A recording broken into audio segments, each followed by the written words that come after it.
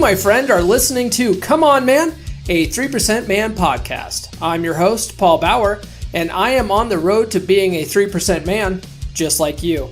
If you're new to the show, this is a podcast for fellow students of Cordy Wayne's book, How to Be a 3% Man, and for men who just want to be better in general. We talk about dating, gaining wealth, being happy, and using the law of attraction to get everything we want in life. What's up, everybody? Welcome back to another episode of Come On Man. If you haven't done so already, please like, fave, subscribe, hit those notifications. If you are listening on your favorite audio platform of choice, be sure to give us a 5-star review, write up something that tells people why you like us.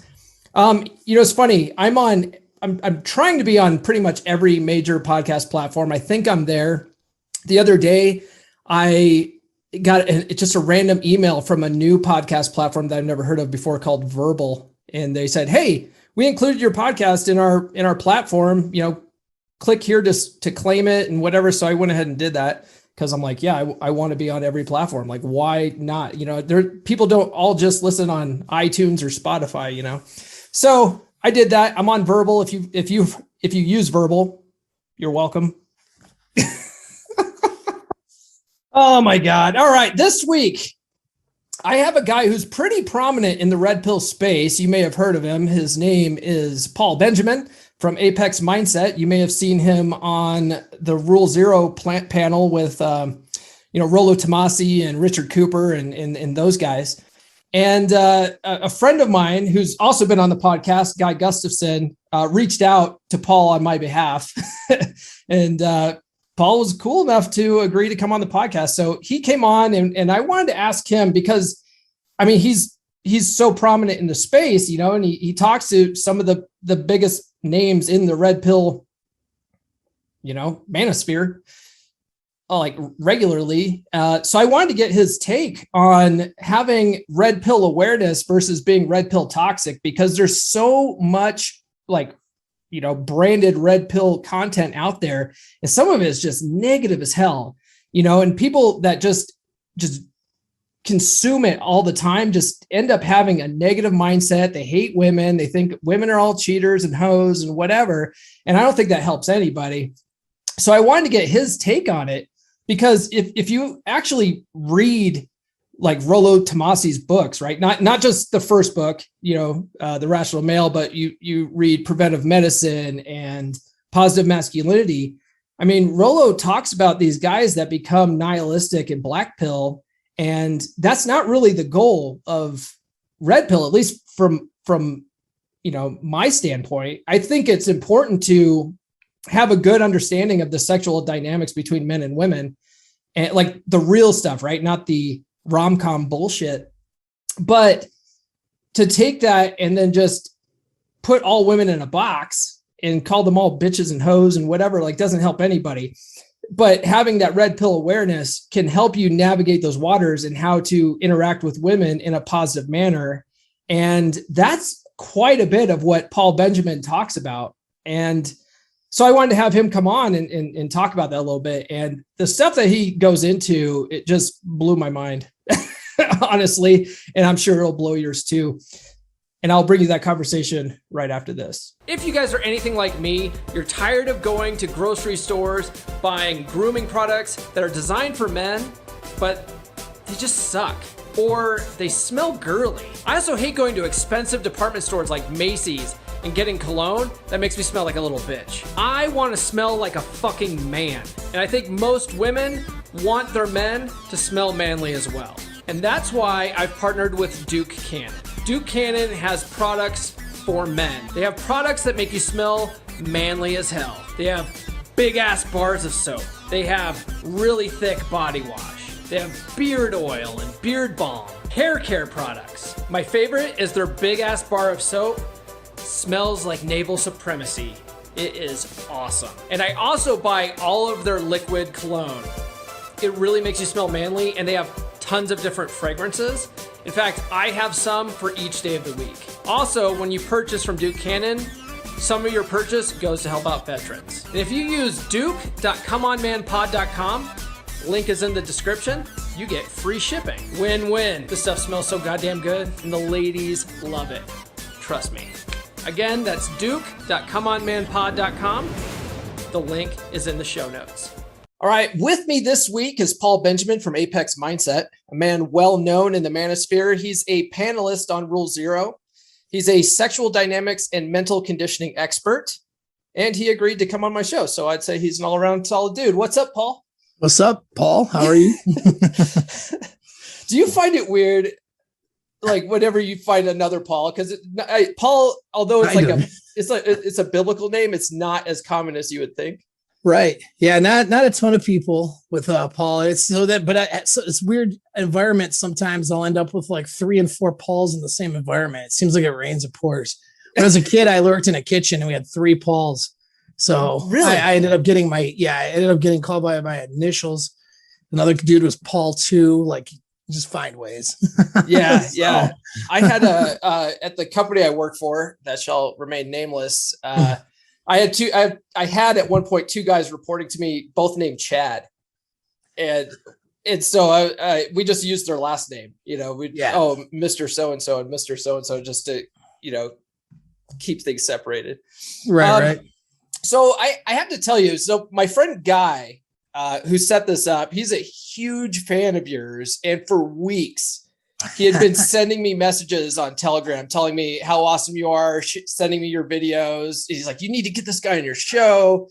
And the funny thing is, at the same time, I was getting a lot of other people, on TikTok or Instagram, and they were messaging me saying, oh, have you seen this person? And it was just various people, right? Like, sure.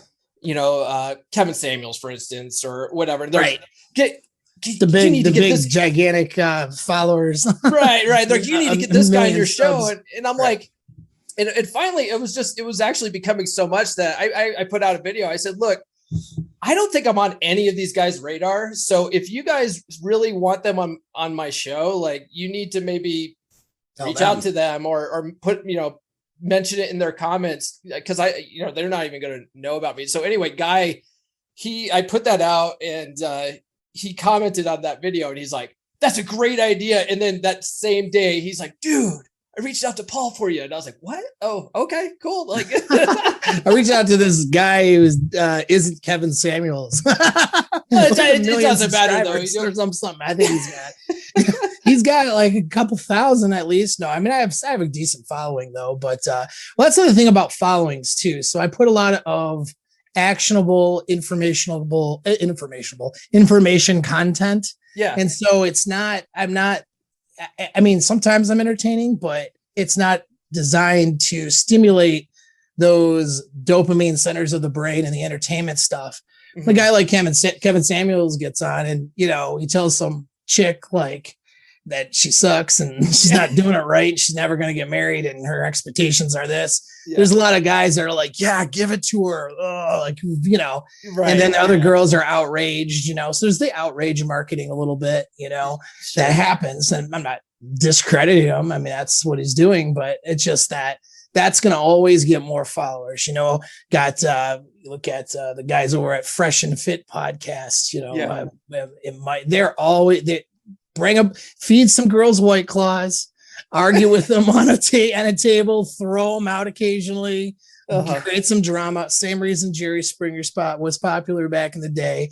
And I'm not discrediting what they're doing either, but that's always going to give you more people that are going to watch your stuff. But I'm not just after people wanting to watch my stuff. I want people to actually learn from it, action it, and do it. So I'm okay with a smaller amount of followers.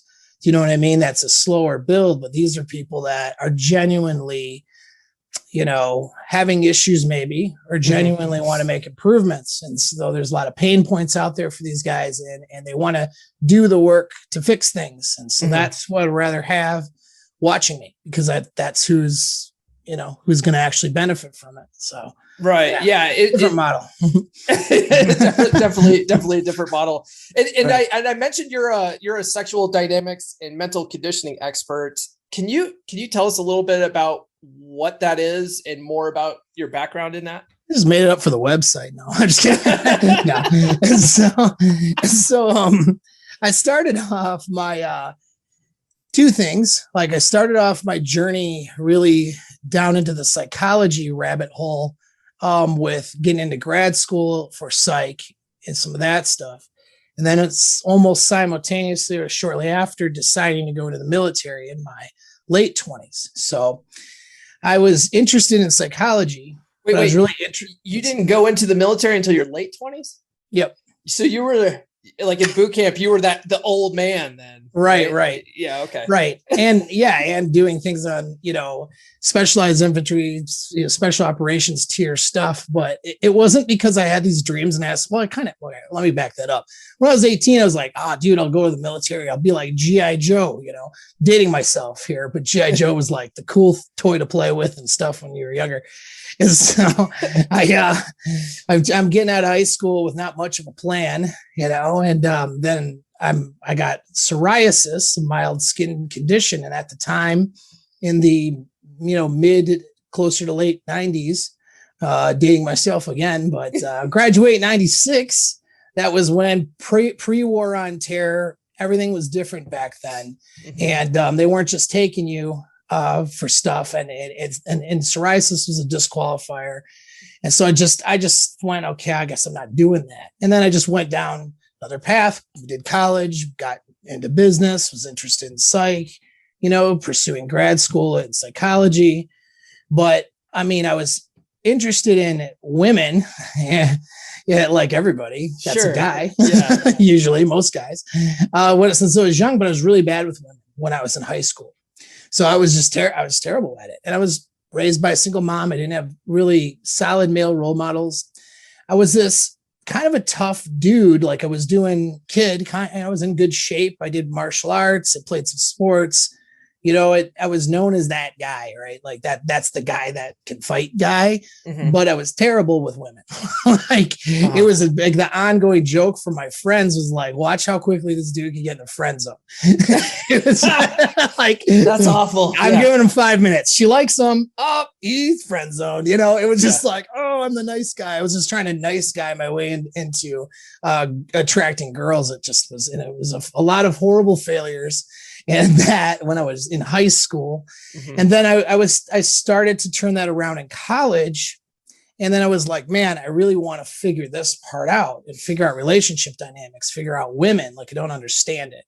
And so I was going into all different kind of rogue territories, and so stuff that's not mainstream psychology and all that. This is all before, the red pill thing and the manosphere thing was even a thing. Right. And so that got me into Evo Psych really early, evolutionary psychology and some of that stuff. So that was the interest, and then went to military or whatever. And so in the military, I got exposed more to performance psychology, how to make people a better operator, how to make people perform better in the field, and then be able to be a normal person when they get back from that too. So those are two separate things. And so I got into performance psychology and dealing with that part. And I was in conversation with the head of neurology at Harvard, at the time, just asking questions and just having discussions about how to make people better. And, then doing my own research and stuff like that, taking some courses in neurology, nothing crazy, just things that, things I wanted to learn, and really just developing a coaching methodology, which is really based in neurobehavioral conditioning, which is, to give you the idea what that is, it's like you have a stimulus, you have a neuron that attaches that stimulus to a response, right? Now, some of those responses can be really useful and good, and some of those are not useful at all. But we habituate things because that's how we've evolved, that's how we survive. And so, give you a practical example. You're driving in traffic, you're late, stuff like that happens early on in your life or whatever, and you get pissed off about it, you get angry. And that happens a couple times, and now you've habituated a response, which is anger when traffic happens. So now you're not even in a hurry, traffic happens, you're like, son of a, this guy's in front of me, you're just reacting that way. You're acting in a distressed manner because you've habituated that response. Now your brain is designed for survival, not for success. That's really important.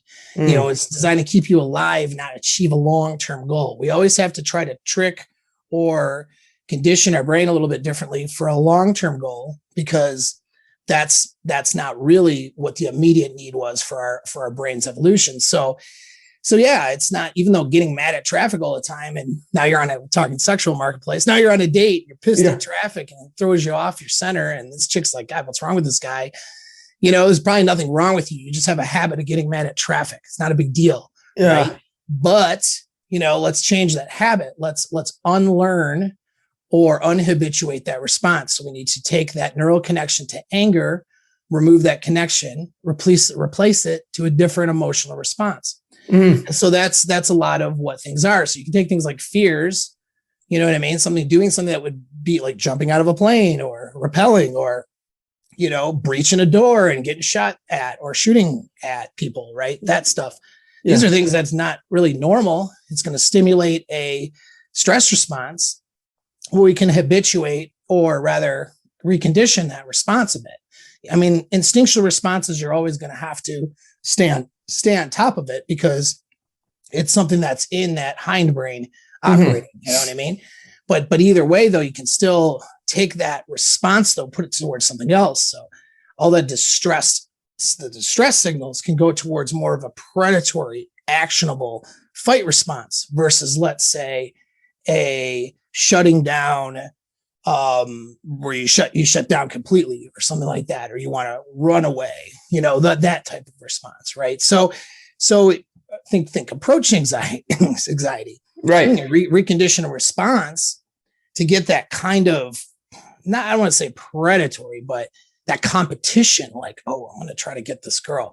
As that's, you take that stress and you point it towards that, versus, let's say, revert, clamming up and not taking action, because that fear response, signals, don't do it.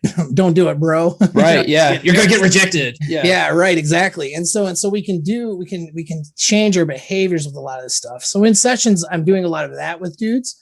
Okay. And then of course there's just the understanding of, female nature and the dating market and how that works. And that's just been a study of mine as well. So going down the rabbit hole for both things, and psychology, modern psychology, unfortunately, which is why I left that area.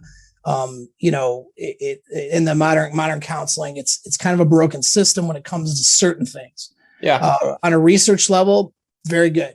I'm not a researcher. I'm not doing clinical trials. Sure. I'm not doing clinical work with psychology. That I rely on that data from someone else who's doing it. Right.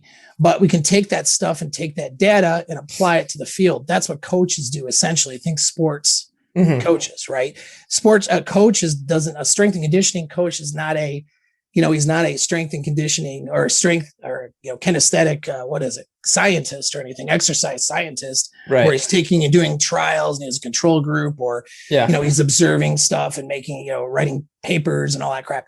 No, he's taking that information, the information we know, plus information out in the field, which is really inductive evidence, not necessarily something that's been studying, but just patterns that we're observing. Sure. And making conclusions and then apply, okay, here's how we can get results. So a good coach or consultant in this area is performance-based, results-based. I don't care where I get it. I'm not out researching it to see, I'm just out to take the research that's there, the information that's there, apply it to the individual to do better. And so I'm interested in that performance. And that's basically what I do in both areas, mental fitness, as well as, the dating market, relationships and all that. Yeah. Got it. Okay. Yeah. That's a solid background.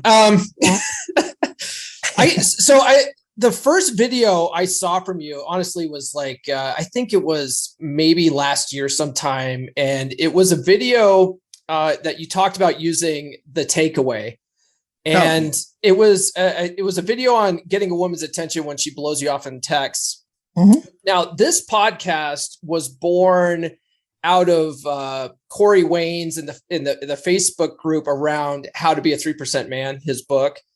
Right. And he always talks about the takeaway Did you get that from Corey, or I know it's widely also used in sales too, the term, the takeaway. So takeaway I got in sales. That's another thing too. I was a sales trainer. I was, so in my civilian work prior to the military and even afterwards a bit, I was in sales. Okay. So I learned a lot of, I learned a bit of Jordan Belfort straight line. I learned like different sales methods and I loved it. I just love human behavior and how people respond to things and how to use those responses for, persuasion really is great, and then I do like the study of it, although I don't want to use it for evil, but it can be used from what I would call manipulation or taking somebody in a direction that they shouldn't go, where it's not good for them. Right. That's it. But it's interesting though, anyways, like down to how people do that. So I got the takeaway from that. But I do remember I watched Corey Williams videos like a while ago. So I'll give him some props here because so when I was sort of researching figuring my stuff out, he was really, looked in the pickup community, and the takeaways in the pickup community. I saw that there too prior to his material. Was really cool about what he had done and what he was doing is he had taken a lot of stuff that prior to let's say when he got started, I don't know, maybe I'm just going to say probably more than 10 years ago, but now, excuse me. But pickup was sort of reserved for this weird subculture of people.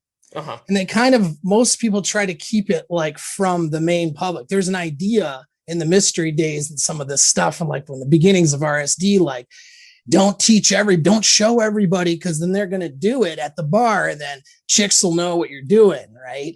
And there probably was some element of that because these guys were all in the same, fishbowl over in the LA, Los Angeles area. So you get a bunch of dudes wearing funny hats and acting like dorks half the time and trying different, tricks to get girls to like them. Right. I saw that trick last week. That does happen there. Right. Right. But there is an element of persuasion and psychology that does go into it. That's going to be universal and it's not going to matter really. You know what I mean? It's not a trick. It's not magic. It's just how human behavior and psychology. And what he had done from what I can tell was he had, like guys like Dr. Love and, people that were out there early days doing more or less how to get the girl and how to get the girl to like his stuff. Yeah. He took that stuff and did his YouTube and built his business on teaching normal people who aren't a part of some weird subculture how to use these tactics and techniques to get attraction from the women that they like. And for women too, like, he's got female followers, clients too. So I give him like a lot of credit with that. That's really cool. You know what I mean? He was able to observe what's going on in the field, observe his own experiences, but also take this information, and develop it, I'm sure, on his own too. It's good. That's how we all do things. Right. Yeah. But he was able to apply that to normal people. Now, normal people who aren't, living off a trust fund, living in LA somewhere, trying to pick up our girls 5 days a week, can use, can actually have good, attractive women in their lives, have good, healthy relationships. Because a lot of those persuasion, because techniques, it boils down to attraction. Attraction is not a choice. I do remember him saying that. And that's an instinctual thing. Attraction is instinctual, and so this stuff works whether you're just dealing with a girl right off the bat or whether you've been married to her for 10 years. So he's able to apply that stuff to normal people, help them out. I think it's pretty good, so that's good. I like it. So I did come across his information before. Takeaway was, I think he had some stuff on that. I mean, it's but some I've kind of seen and looked at, it's sure. Okay. Yeah. I was just curious about that. And the reason why I found your video was, so like I mentioned that, I'm in a group. It's called the 3% Man Group on Facebook. And it's a group of guys who we don't just study Corey's work, obviously. For sure. Yeah. Because I feel like if you just pigeonhole yourself in one area, I mean, some of the stuff I'm going to say, like a lot of Corey stuff works great for me. Some of it doesn't. So I like to take things from a little bit of everywhere. And, absolutely. Well, and that's another thing too. We got to take it. We have to look at how science works Right. And it's like science uses, convergent evidence and building upon previous theories and evidence and ideas, like you don't have an argument in the science world. That was my technique. I did that, Right. Unless we're talking about plagiarism. It's very common to say, okay, cool. Like this idea now that's more or less commonplace. Well, let's test some other things. Let's expand upon the theory. Yeah. You don't have that guy going, hey, I own that theory. You're not allowed to do that. That's crazy. Right. That's crazy.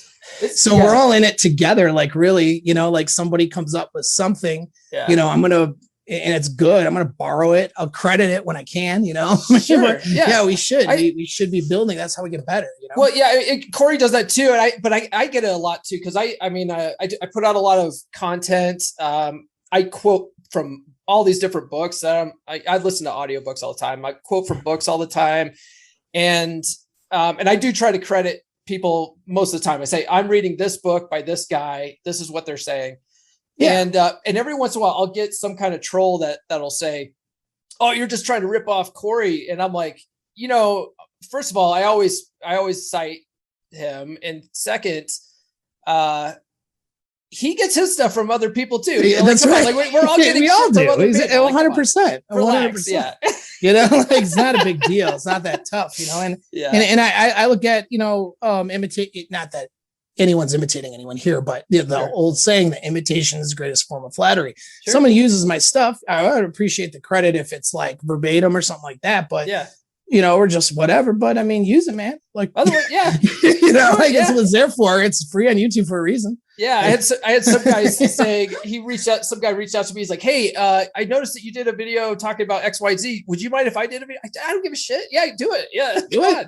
Put your own spin on it, bro. Have fun. The more people that know about this stuff, like the better, I think, Well, 100%. That's the thing. We're really there's 365 million people in the United States. And if you have 100,000 subscribers, that's considered a lot. So there's a lot of people in this world that we're in. So that a lot of people aren't getting information and they're not having good relationships either, statistically. Right. So, I mean, the more, the merrier, the more we can get out. My value isn't, the information is valuable, but I look at that as something I give away. Yeah. The value is in how to apply the information, and how to actually do the behaviors. You can have all the information all you want. You could read, what does he say? 10 to 15 times or something? Yeah. All right. 10, you can read Corey's book 10 to 15 times, but if you don't apply it, right. It's just theory. Right. Exactly. And that's what we run into a lot in the space now is a lot of, call it LARPers, live action role players. They're not out there doing it. Yeah. They're just like mentally jerking off with it. And that's, I like that. I'm going to steal that. I'm going to steal that. Yeah. Mental masturbation. So fun term we use. And so, you got to apply it, and so that's, and how to apply it. That's where the challenge is. Cause now we're talking about back to that whole thing about behavioral conditioning. Sure. And so as a coach, yes. Okay, someone can tell me about their relationship issue that they're having, their dynamic there, whatever, and I can interpret that pretty well for them. That's good. But I might have a video for free on how to do that. Does he need to pay me my expensive consultation fee for that? Or what's the real reason he's there? How do I apply this information? So maybe you didn't have that clarity and I helped them with that part. But now, what are we going to do with it now? Yeah. What are we going to do with this information? How are we going to action it so we can get the results that you want? And it's the best thing for you and for other people around you. There is no free information that's out there. I could write 1 million books that won't solve that problem for that individual. Right. And so I'm not worried about that, the intellectual property part of it. I think that's people have their heads in the wrong place when they are personally. But, sure. Yeah. And I think, one thing too, that there's people out there that are sort of self-motivated. They can take this information and go, okay, I'm going to try this out and do it on their own. But a lot of people aren't like that. And I think that's where a good coach comes in, because a coach will, hold you accountable to it too. Okay. Yeah. So we talked about this last week. What the fuck did you do with it? Oh, you didn't do anything. Right. Then make you feel like shit about it. So that's what a good thing that exactly. Well, it's accountability, but as well as self-awareness. So here's the thing. I actually even had this conversation, said this to my LTR at one point. Like self-awareness is one of the most difficult things. You can know a lot. There's times I know the stuff in and out. academically like nobody's business. There's times where I'll screw up. Sure. Because I am not quite self-aware in that moment of the behavior or the thing that I'm doing and the moment that I'm doing it. That's a real challenge. People take that for granted, how challenging that actually is. So even guys, like I had a couple clients this week, in fact, who are really high level dudes who do really well in every aspect of their life. They're hiring me for my time. Why is that? Because that self-awareness is a challenge. They don't have a motivation problem at all. They can action stuff, but they're looking for those holes in their game, so to speak, where they're missing, like, what am I missing here? You know what I mean? I'm seeing this girl, things are going really well. This kind of happened, that kind of happened. I think it's this, but something doesn't feel right. What am I missing? You know what I mean? And what, oh, it's this. Oh, crap. You know what? Then I did this thing wrong. Dude, I see it now, right?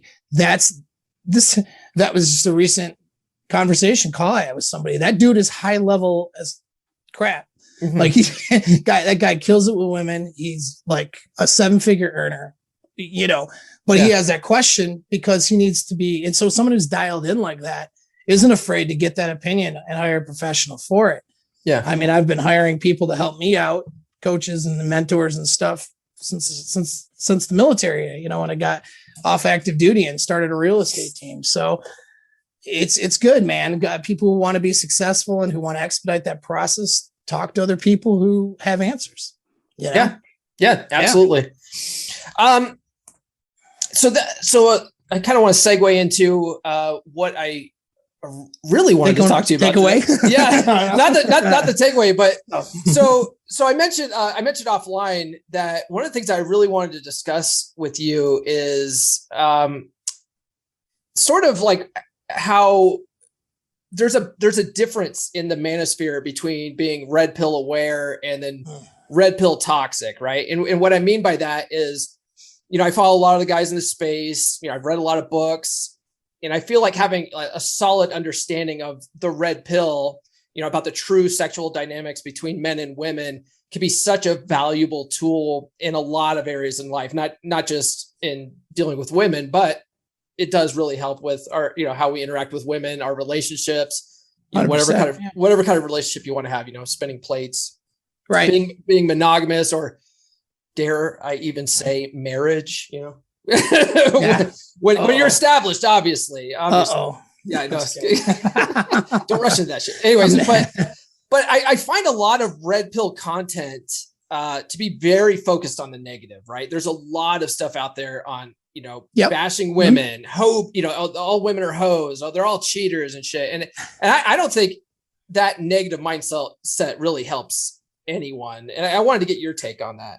Yeah. So this is a bit of a long answer, but it's probably a good thing, you know, for the audience that wants to hear. It's got to understand kind of what red pill is as it applies to space, first of all. And a better way of understanding it, to take the emotional connotation out of it, is let's look at something completely different, right? Because some people have their already preconceived notions and stuff. Let's look at just evolutionary psychology. That's a great one. Yeah. So David Buss is awesome evolutionary psychologist. I recommend reading any of his stuff. The Evolution of Desire is a very thick and long and detailed book. It tells you a lot about female and male desire in nature. It's really good. Okay? I'm sorry, Evolution of Desire? Evolution of Desire by David Buss. Okay. And he's got one on jealousy. He's got a whole different Rolodex of stuff out there. But we got to look at it. Okay. Is Evolution of Desire a book on how to get dates? No. Evolution of Desire, David Buss is not going to tell me how to approach a girl at a bar and get her phone number. Yeah. Okay. What he will have is information that'll help me understand why she's responding a certain way, maybe. You know what I mean? Based in evolutionary psychology and those theories of how we evolved, what are some reasons why she might be responding a certain way based on information we have, which is inductive reasoning. So what inductive reasoning is where you're coming up with probabilities. Yeah. Right? So in all probability, when she pulled away, this is what it could be based on this. Is she cheating? Is she just feeling smothered because you're over texting? Is she right? We're going to look at the evidence, which is the behaviors and what we know. And then we kind of come up with sort of a predictive framework of what we think it might be that they're doing. Yeah. But of course, it's not 100% empirical deductive proof. It's not deductive science. Yeah. It's inductive, meaning we're looking or observing, evidence based on behaviors and what we know. And then we sort of, okay, this is what it might be. Or it could be this. So my best response then is this, right? Like, she's pulling away. Well, I'm going to stay neutral and let her come back to me and not chase her, right? As an example of a response that we would do based on what we can predict from that inductive reasoning.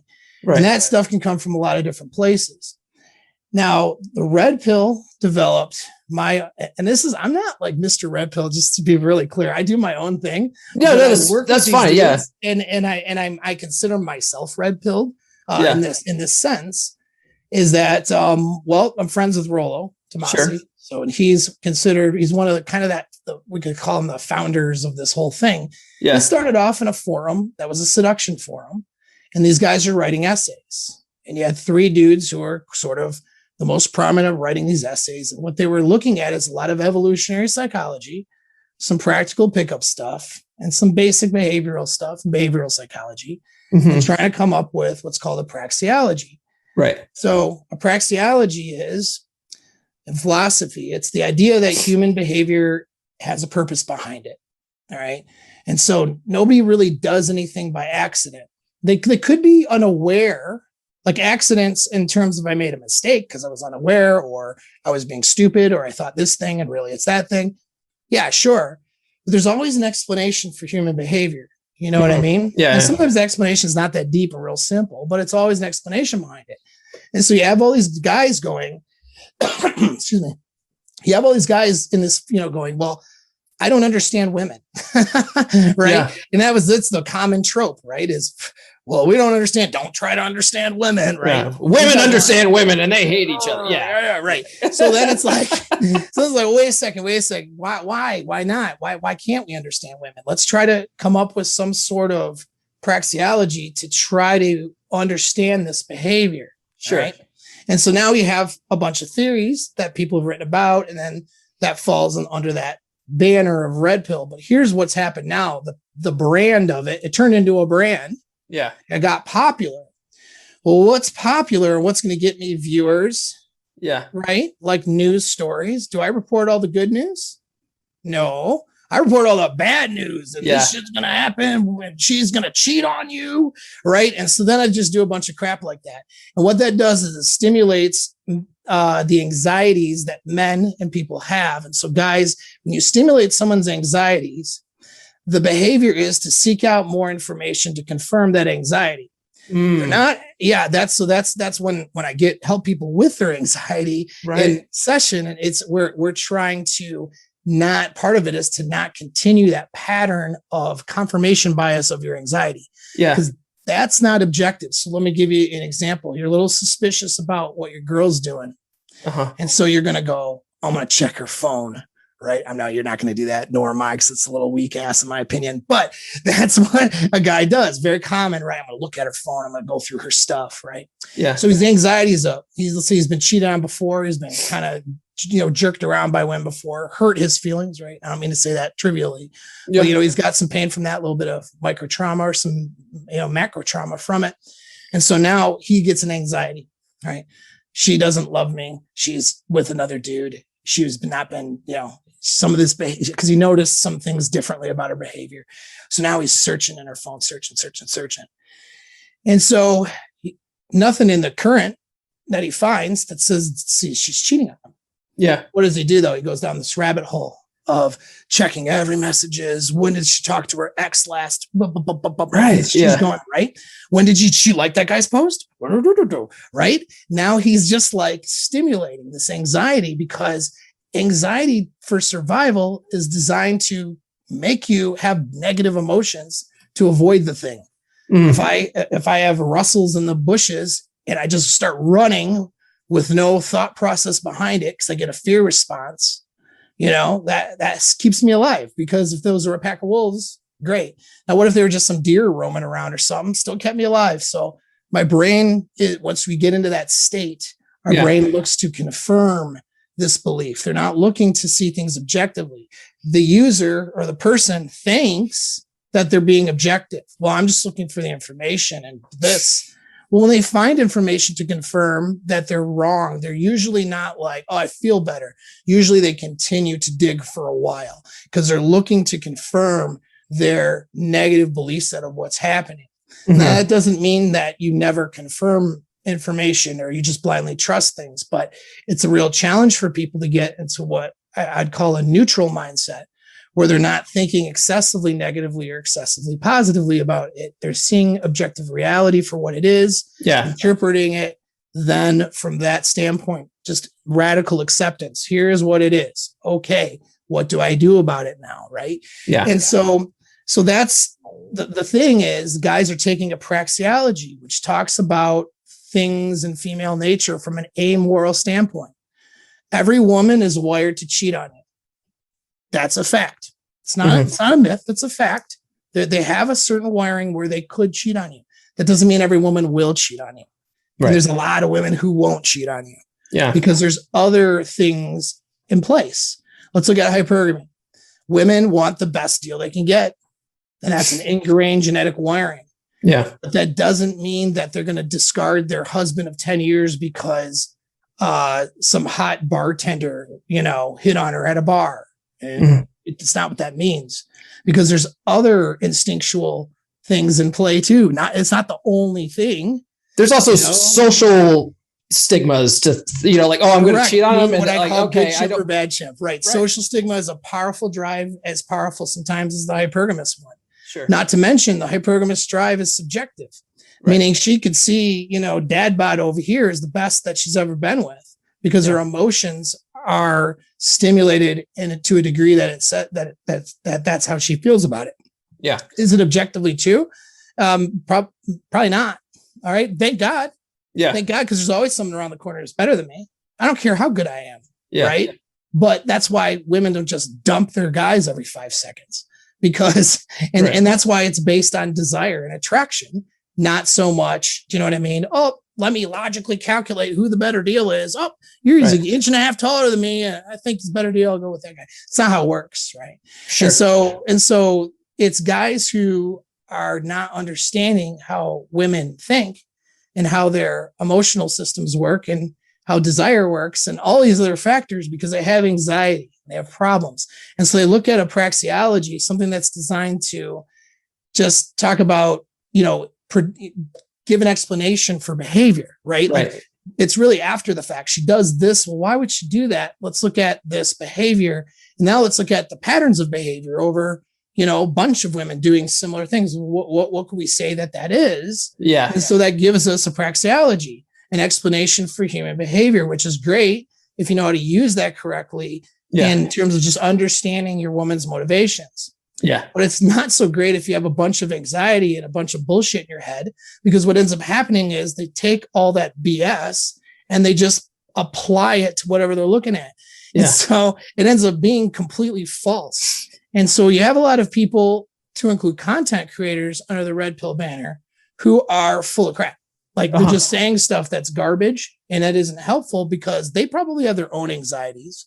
They get now rewarded for that because other people have anxieties. They come into them, they're hearting and liking their stuff and going, bro, that's fire, because when my girl cheated on me, that's what happened too. And dudes, they're all like mob. That. It becomes a mob mentality.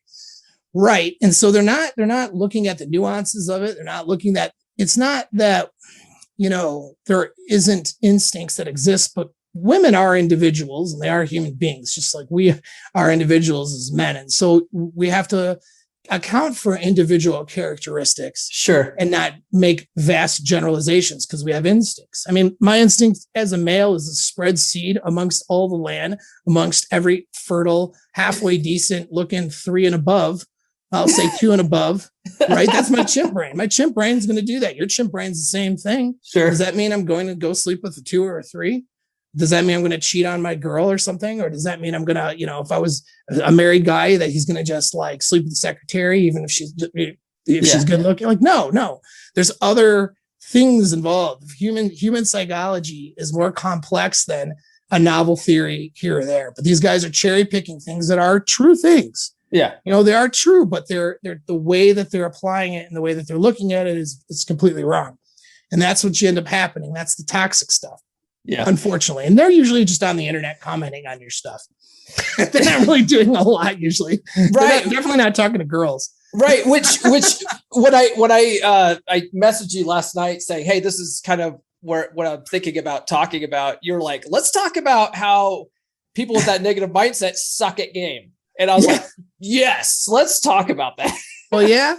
Yeah. Cause they're putting all their limiting. All right. So all the things you need to do in game, right, to attract a girl is going to be compromised by having a bunch of anxieties or over analysis about how this girl's acting. Sure. So when these guys are like, oh, like she said that, she slept with probably more than, 8 people. So she's probably a bad person to be with. And like, they're just like, they end up spurging out and really not handling women very well because they end up having like these emotional reactions that are very negative. They end up being that toxic guy really around these girls and they'll get, angry even and take things personally. They're on a dating app and they do an opener, a girl like responds or whatever. And, they'll respond and then she kind of ghosts or whatever. And he gets all mad about it or whatever. And you're a slut because blah, blah, blah. Maybe, I've heard all of the guys trying to explain red pill truths to women. Like, stop it. Like, don't talk about Fight Club. Yeah. Yeah. Well, right. And it's not even what resonates with them. Right. Because they're emotional in the way that they're thinking. Mm-hmm. And they're by nature, their mating strategy is deceptive, even onto themselves. Mm-hmm. It had to be, or they wouldn't have survived very well. And so they often don't, there's a resistance to wanting to understand their own behavior. Mm-hmm. I know it sounds crazy, but it's, you can go into Evo Psych. Don't even need to look at red pill for that stuff. Yeah. And so add any human being, male or female, has self-awareness problems, add that element to it. The fact that their sexual strategy is often confusing onto themselves, that there's an instinctual drive for them to be deceptive to themselves about what they're doing. You're now going to sit here and have a logical breakdown of what their red pill truths and how to interpret her behavior when she was 21 years old. This is not only a boring conversation, but it's offensive. And I can actually hear the vagina audibly drying up, what I mean? From miles away from people I've talked to who've done this while they're on dates. It doesn't work because what you need to do when you're with a woman is make a good, I say social connection because we're social animals. That's looking at it from the lens of, biology and evolutionary psych, but you're making a connection with somebody and you're making that connection on an emotional, deeper level where you're getting to know somebody on that level. That's what it is. You make this, and I don't mean it in an esoteric spiritual sense, not that you couldn't take it there if you wanted to, but you're communicating them in a way that tickles their mating brain, the hind brain that says this guy's attractive. I could mate with this guy. I want to be with this guy. Mm-hmm. And that's with your sub communication, your body language, your tone of voice. The words you're saying could be very ordinary, but all of those other things are communicating seduction to them. Mm-hmm. And then the playfulness, the funness, getting into what I call the fantasy or imaginative brain, not taking things so seriously. These things are all very counterintuitive to studying red pill, right? And I say that from somebody who studies this stuff too, but I don't bring it with me when I'm with a girl. Like, that's insanity. Yeah. And so that's where these guys really screw themselves up. But they're doing it because they're afraid. They're doing it because they've, been screwed over, or they're nervous about being screwed over, and that they've stimulated that anxiety through some of the negative mouthpieces that are out there for the stuff. And even the neutral stuff, they're just reading it in a way that is counterproductive for themselves. Yeah. Have you ever been sick or had something weird going on? Like something feels weird, my shoulder or whatever. Then you WebMD it. You're like, holy crap. It's cancer. Yeah. And Ebola. Right. That's like what guys do with their sexual strategy. They're like, I'm a little bit afraid she did this, or I'm not sure. What does that mean? And then they start looking it for truths and explanations. But like, you could get the most savage explanation on earth, but that doesn't mean that it's the only explanation. They'll go into that. And the other thing is, it doesn't mean that some of the things that are a little bit more rough to accept that actually matters. Yeah. Or that means that she couldn't love you, for example. Sure. Or whatever you want to say that, and so it's really coming from a bad place. A guy needs to really understand that what she thinks about you, and this is going to sound real bad at first, and I'll explain it why it's important. Yeah. What she thinks about you, okay, how she thinks of you, in terms of how she treats you and her words about you and her words to you, it's always BS. It's always BS. Now let me explain why that's true and why it's important you understand it. Mm-hmm. As soon as you have what I call a sexual exchange, which could be simply looking across the room seductively at each other and debating. She's wondering if you're going to talk to her. You're going to maybe figure out and go talk to her, right? Mm-hmm. Nothing's happening. I haven't had sex yet, but that's still there now. That dynamic enters the room. As soon as that dynamic enters the room, objectivity is out the window. So I could be working in my engineering firm. I'm not an engineer, but I'm just using that because they're very linear thinkers and stuff. Yeah. And I could have a female supervisor, right? And that female supervisor could review me as an employee just as good as a male could. She could totally be objective. Everything's fine if there's no sexual exchange. As soon as there's a sexual exchange that changes the dynamic and makes it now not objective to at least some degree, the more deeper that exchange becomes, the more emotions become a barrier to any sort of objectivity. I got a long-term relationship. My girl thinks I'm pretty awesome most days. All right. So she's like talking about me like I'm pretty awesome. She treats me like I'm pretty awesome. Yeah. And then let's say she gets pissed off at me. Right. Now I'm not so awesome. Let's say she's really mad at me, like really mad at me. Like maybe I did something for real, because that happens. We do stuff. We're not perfect. Sure. And so now it's like, man, I hate him. Like, right. Yeah. Like her whole demeanor. Now she's not a disrespectful person. She's not going to just be toxic about those emotions, but her behavior, the way she would talk about me or not talk about me, demonstrates I am not a valuable person to her right now. You know what I mean? It's always in the moment too, with their always emotions. In the moment, because their emotions are changing. Yeah. So then it's like to ask guys, like, what was the difference between you prior to her being mad at you and you after? You intrinsically, in terms of your value as a man, what's the difference? Mm-hmm. There is no difference. You're the same person. The only thing that changed was her emotions based on a triggering or stimulating event, right? Whether right or wrong, whether it's your fault or not. That's all it is. An event happened, changed her emotions. That's not objective, that's subjective. Sure. So now apply that to going to talk to a girl. If she rejects you, okay, who cares? Yeah. You know what I mean? Right. It's like it doesn't say anything different about who you are as a man, your value, or even your own attractiveness to a degree. Now we can collect data if you're getting rejected by every single girl of every single sexual market value. Well, yeah, when 20 people think something, now it becomes a little bit of evidence, and we might want to now look at her behavior and change something.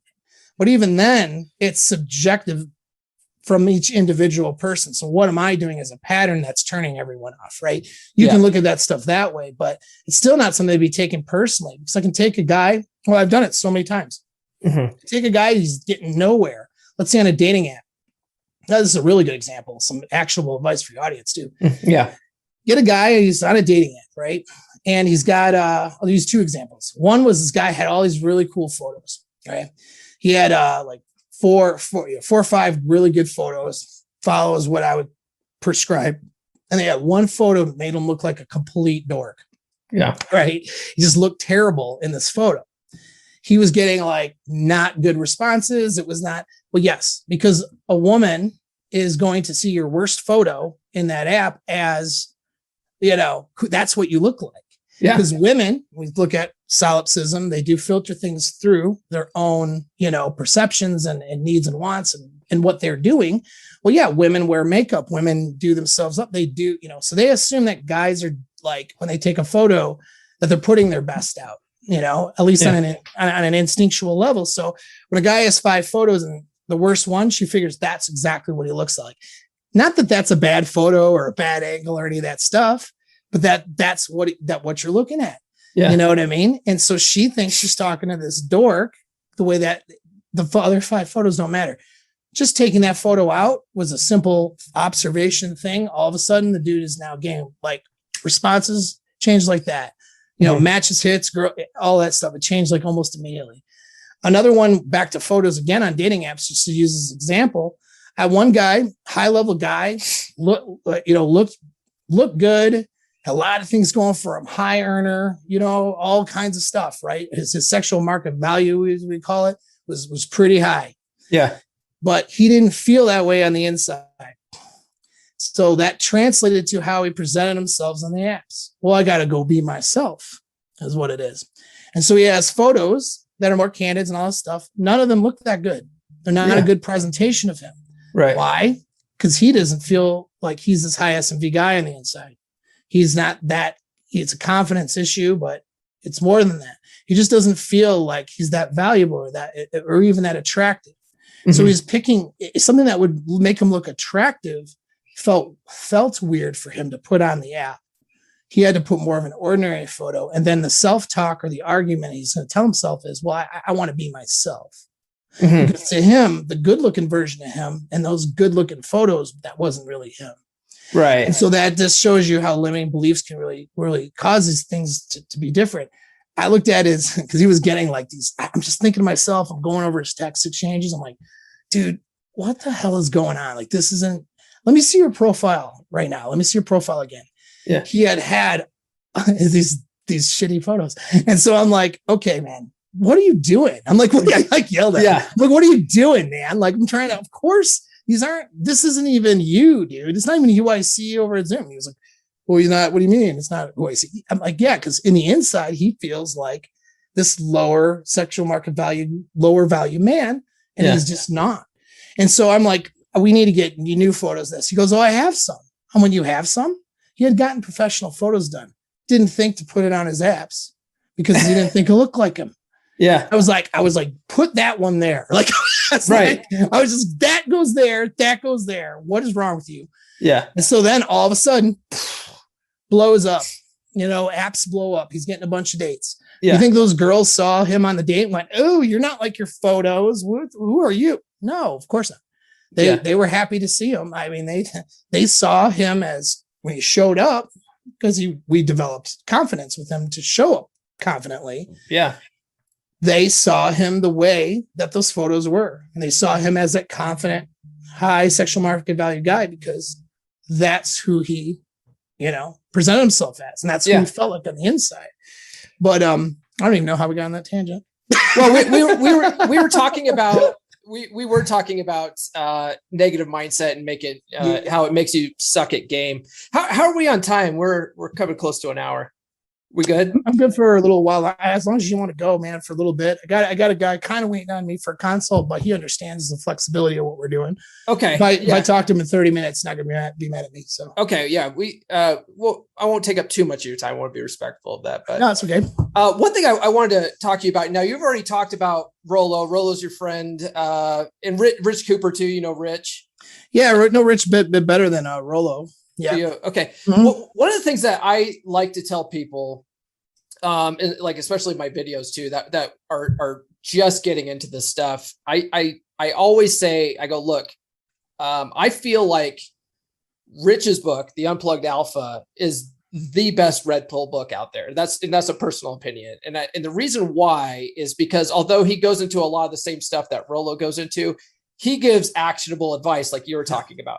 And that's Rich is a damn genius. I'm just going to tell you right now. He's a damn genius because it was like, he wasn't trying to break the market with groundbreaking new theories. Right. He was like, I'm going to roll all this actionable stuff in a book that's concise, Yeah. easy for guys to grab onto and start changing their lives with it. Like it Right. wasn't this complicated mess of stuff or this deep dive into, theories of human behavior, which some of that stuff, I like that stuff personally. Yeah, it's good but stuff. Yeah. Most people don't want that. Most people want to go, how do I fix myself? Yeah. Pick up that book. There you go. There's a start for you. Yeah. It's so good, dude. It was like so simple. Yeah. I love that book. Yeah. And I talk about it quite a bit. Now I've read the first 3 of Rollo's Rational Male series, and they're all excellent books, and I recommend them. But like you said, it's a praxeology, not a prescription, right? That's what it is. And so another thing about it, and I don't know if it's because it's the audio version, because I'm always like an audio reader, and I haven't read the actual sat down and read the paperback versions or whatever, but right. I don't know if it's Sam Bada as the voice, the voice actor or whatever. Mm-hmm. But it really comes across as like very cynical and condescending. And I feel like it's fine because the information's good, if you could take that. But a lot of guys read like the Rational Male first, especially like after a bad breakup or something. They read that, sure. And then they're like, fuck women, and it's like, oh.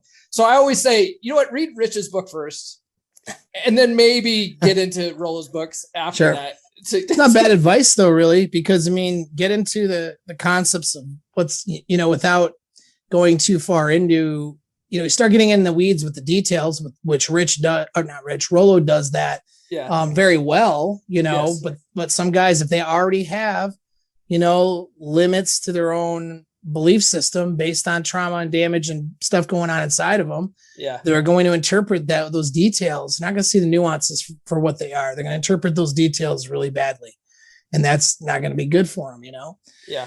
And so, you always got to look at the source and like what the purpose is of the delivery of the information. Like, Rollo is doing a praxeology and in studying and demonstrating explanations for, behavior in the sexual marketplace. And he's looking at it at a scale. He's not looking at your individual girlfriend, right.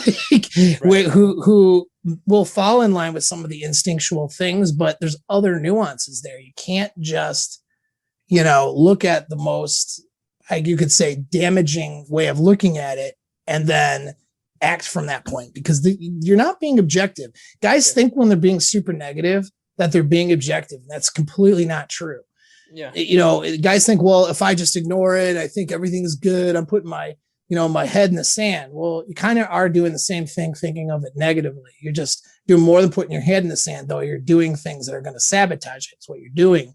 And so either answer, putting your head in the sand, is not good, but being, sabotaging for yourself and your relationships is even worse. So really, it goes back to, and this is why I'm doing the mental fitness stuff. Why? Well, I'll shamelessly plug my course, which will be out next week. It looks like now Monday or Tuesday. Yeah. But the Alpha Mindset course, because that's a really original name. No one's ever come up with it.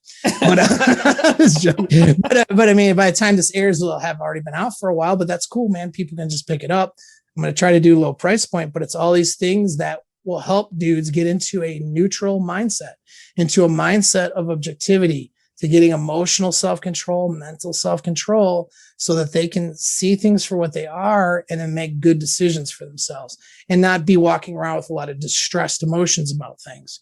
If you can get to that state, you can read this stuff and it's great. You're like, oh, wow, this is good news. And that's a big difference too. Like the difference between someone in a good neutral mindset, but also, more or less a positive thinker when it comes to action. Like, I'll take this information for what it is and I'm going to make it work for me, right? That's a success-minded person. Mm-hmm. They'll read something like some truths about female nature, the sexual marketplace, and they'll go, oh God, that makes sense. I'm so glad I read that. Now I understand. Yeah. Now I can use this information to better my life with my girlfriend or while I'm dating or whatever it is. Whereas dudes who are not in that mindset, they'll read it and they'll go, I can't believe I got duped, or, oh, okay, I can't believe women are like that and this and that. And they're all, they all suck and whatever. And so that's the difference, and if you're in that all women suck mindset or whatever. If that's your mindset, you're not going to do too well with them. You're not going to enjoy yourself. If you really think, I mean, we joke around, say, they're from the streets, right? Like, sure. Yeah. Right. Well, some are, let's be honest. Some are, right. But if we're all like, but I mean, if I really think negatively about women, how am I supposed to have a good time with them? Sure. I mean, I'm really doing myself a disservice when I take a chick out, even a chick who is deeply flawed and not going to be a good relationship partner, at least not at the time I'm with her, maybe in the future, but where she's at in life, like, she's not going to be good for a commitment. Yeah. But so what? Radical self-acceptance for how she is as a person. She's not trying to harm me overtly. So it's nothing. Yeah. And I can go out, I could spend time with that person. I can go out with that person, have a great time. Yeah. I know my limits. I'm not going to try to wife her up or something if she's not capable of that and going to be a good answer for that. Yeah. But I can have a good time, enjoy myself. Even if it doesn't turn out well, I could actually enjoy the learning experience. Yeah. You know what I mean? And so these are places men need to get to with their mind. If you get there with your mind, now these experiences you have with women, good or bad, become assets to you. They become either learning experiences that you're happy that you had, or they become great times and great experiences that you're happy that you had. All things pointing you towards what you really want.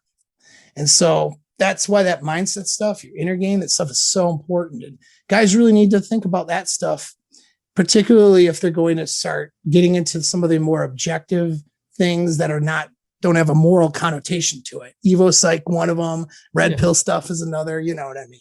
Sure. So, sure. Yeah. What you were saying is, if you have this negative mindset and you're talking to women about it and how it'll turn them off, it's like, think of it this way. Can you imagine going on a date and you show up and this chick is just a man-hating radical feminist? Exactly. Yep. I hate men. All men are pigs. They're all trash. Like, would you want to be with a person like that? No one wants to be with a person like that. So why be that kind of person on the opposite end of the spectrum? It's terrible.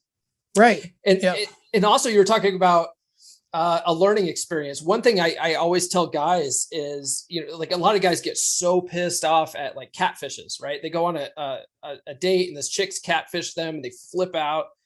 I always say, look, this is a great practice opportunity. You don't have to sleep with her. You don't have to like kiss her at the end of the night or whatever, but it's a great opportunity to just sit there, practice body language, practice bantering, practice letting her do 80% of the talking. 100%. And then at the end of the night, wish you the best of luck in your dating, never have to talk to her again. But now the next date that you go on, you have some practice behind you. And like you said, habits make all the difference. And you only get those type of habits from practice for a lot of people. Getting out there, right? Well, so you have exactly the right mindset that people need to take with dating, which a lot of people don't. So people get focused on some goal that they have outside of where they're at, instead of looking at the experience and saying, how can I, back to neutral mindset, how can I use this experience to my advantage? So if a guy goes on a date and the date, let's say he was catfished and he's mad because his expectations weren't met. His expectations were either to get laid or to get in a relationship someday or whatever in his head he had that had nothing to do with the moment he was in. Right. And so that expectation, that probability or possibility, once that expectation was not met, that was going to be a possibility with this person. Now they're mad about it, and they're mad because they were duped into it, lied into it. If you look at these things as learning experiences, and you look at the whole thing of dating as an experience of training, I don't get mad when I go to the boxing gym because I don't know, I didn't knock somebody out or something like that. You know what I mean? I'm going in, I might be just doing bag work. I'm going in to train.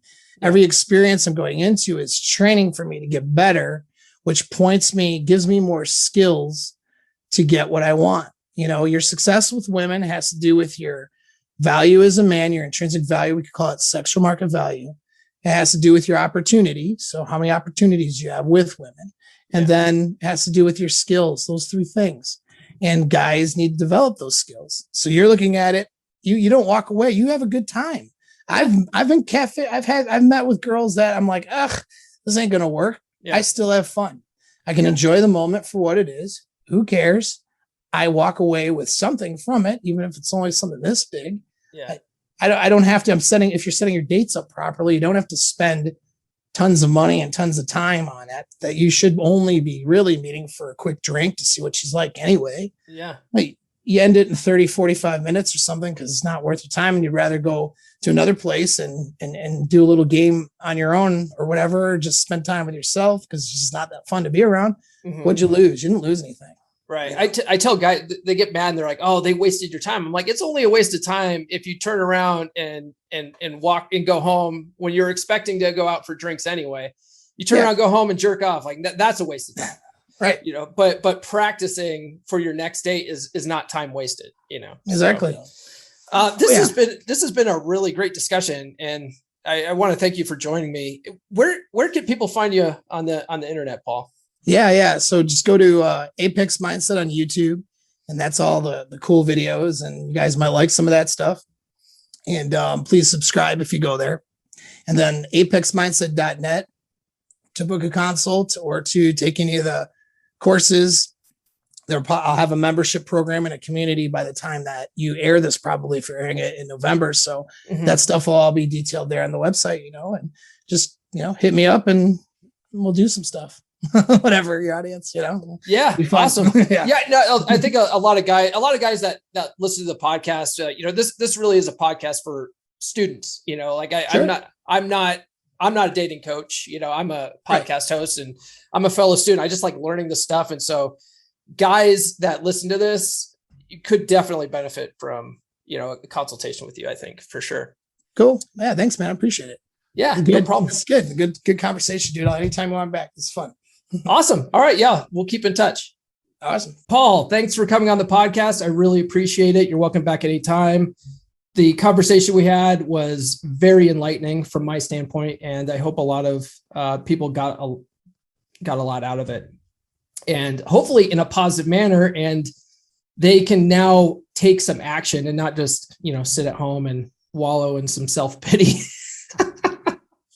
But that was great. And I hope that we keep in contact and, we can have more conversations like this, because that would be really beneficial to quite a bit of guys in the space, guys that want to make positive changes in their life.